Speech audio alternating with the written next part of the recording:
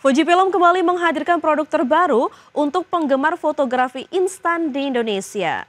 Melalui seri Instax Mini Replay Plus, Fujifilm menawarkan teknologi digital yang dipadukan dengan sistem cetak instan yang semakin interaktif.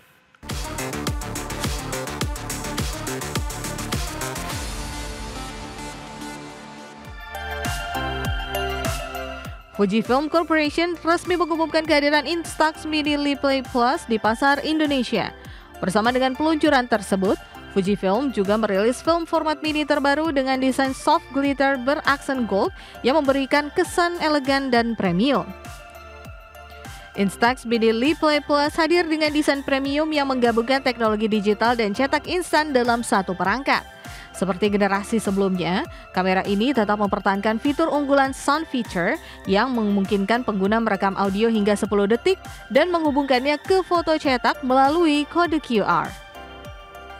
Fitur Sound Feature menjadi ciri khas yang membuat Mini Replay Plus berbeda dari kamera Instax lainnya. Melalui kode QR yang tercetak di foto, pengguna dapat mendengarkan ulang rekaman suara yang disimpan. Tidak hanya itu, kamera ini juga menjadi Instax pertama yang memiliki kamera selfie, memudahkan foto grup dan hasilnya langsung terlihat di layar belakang. Fujifilm menambahkan fitur baru Layered Photo Mode yang memungkinkan pengguna menggabungkan foto dari kamera depan dan belakang dalam satu gambar unik. Melalui layar LCD di bagian belakang, pengguna dapat melihat hasil foto, memilih foto untuk dicetak, bahkan mencetak foto langsung dari smartphone dengan fitur Direct Print. Untuk pasar Indonesia, Instax Mini Replay Plus dijual dengan harga sekitar Rp3,488 juta. Fujifilm menyediakan dua varian warna elegan yaitu Sand Beige dan Midnight Blue. Dengan teknologi dan fitur yang lebih interaktif, Mini Replay Plus diharapkan menjadi pilihan baru bagi penggemar fotografi instan di era digital. Berbagai sumber IDX Channel.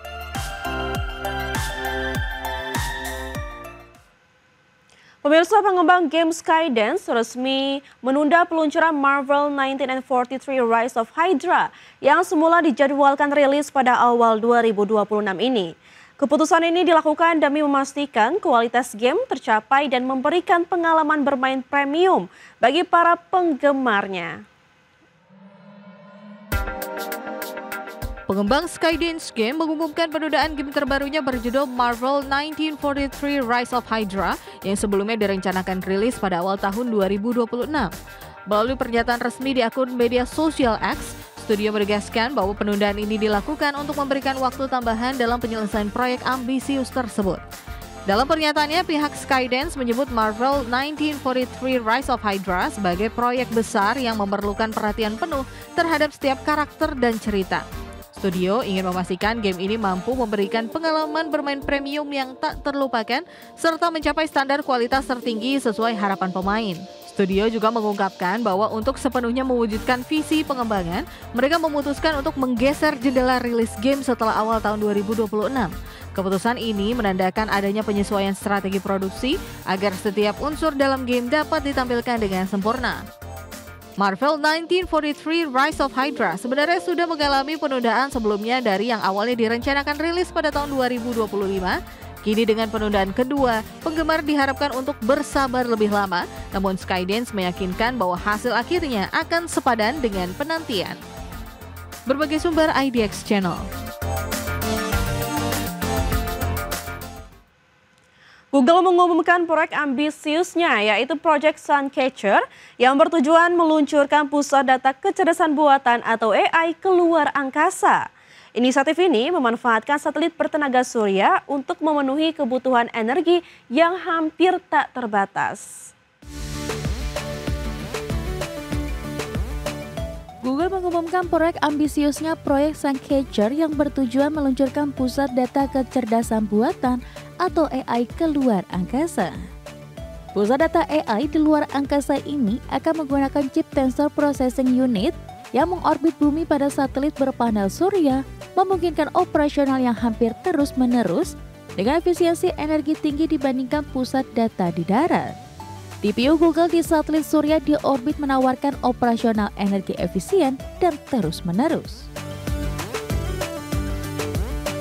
Tantangan utama yang dihadapi Google adalah memastikan komunikasi antar satelit dengan kecepatan tinggi dan kemampuan chip TPU untuk menahan radiasi luar angkasa. Google telah menguji ketahanan radiasi TPU dan hasilnya menunjukkan performa yang stabil untuk masa pakai misi. Misi ini diharapkan dapat mengatasi keterbatasan suplai energi untuk pusat data AI di bumi dan mengurangi emisi karbon dari pembangkit listrik konvensional, sejalan dengan visi Google untuk energi bersih dan teknologi berkelanjutan. Rencana Google ini membuka era baru teknologi pusat data AI dengan skala dan efisiensi tinggi, sekaligus memberikan solusi inovatif untuk tantangan energi dan lingkungan di masa depan. Berbagai sumber, IDX Channel. Xiaopeng memperkenalkan robot humanoid terbaru bernama Iron dalam gelaran AI Day di Guangzhou, China. Robot ini diklaim memiliki gerakan dan ekspresi selayaknya manusia, menandai langkah baru teknologi kecerdasan buatan di dunia. Perusahaan Xiaopeng Inc. yang sebelumnya dikenal lewat produk mobil listrik cerdasnya kini memperluas jejak teknologinya dengan meluncurkan robot humanoid terbaru bernama Iron dalam acara AI Day di Guangzhou, China. Robot ini dirancang dengan struktur mekanik menyerupai tulang dan otot manusia sehingga mampu melakukan gerakan lengan, kepala, dan kaki dengan koordinasi yang sangat natural. Peluncurannya menandai langkah Xiaopeng dalam menghadirkan teknologi AI yang tak hanya cerdas secara digital, tetapi juga fisik. Xiaopeng Iron diklaim menggunakan 3 chip AI dengan kemampuan komputasi sebesar 3.000 TOPS yang mendukung sistem Vision Language Action untuk mengenali lingkungan sekitar secara aktif. Sistem ini memungkinkan robot menangkap perintah visual, memahami konteks percakapan, dan memberi respon gerakan secara otomatis. Secara teknis, Xiaopeng menyebut Iron sebagai robot dengan otak yang dapat belajar sendiri, beradaptasi dengan situasi nyata, dan berinteraksi secara alami dengan manusia.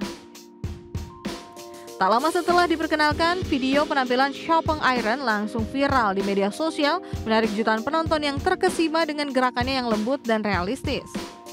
Namun, kepercayaan publik belum sepenuhnya mengikuti. Sebagian netizen mengira bahwa robot tersebut dikendalikan manusia di dalam kostum. Komentar dan spekulasi bermunculan membuat Xiaopeng harus membuktikan keaslian teknologinya di depan publik. Untuk menjawab keraguan tersebut, CEO Xiaopeng, He Xiaopeng secara langsung memperagakan proses pembukaan bagian luar robot dalam acara publik. Dalam tindakan tersebut, ia menunjukkan bahwa di dalam Iron tidak ada manusia atau pengendali manual, melainkan serangkaian komponen mekanik dan sistem otomasi penuh. Langkah itu sekaligus menegaskan posisi Xiaopeng sebagai salah satu pemain utama dalam persaingan global teknologi robot humanoid yang semakin ketat. Xiaopeng menyatakan siap melakukan produksi massal untuk robot Iron pada akhir tahun 2026, dimulai dari aplikasi di sektor industri, perdagangan, dan layanan publik. Kehadiran Iron dianggap sebagai awal era baru di mana kecerdasan buatan tak lagi terbatas di layar atau sistem komputer, namun hadir dalam bentuk fisik yang dapat berinteraksi langsung dengan manusia.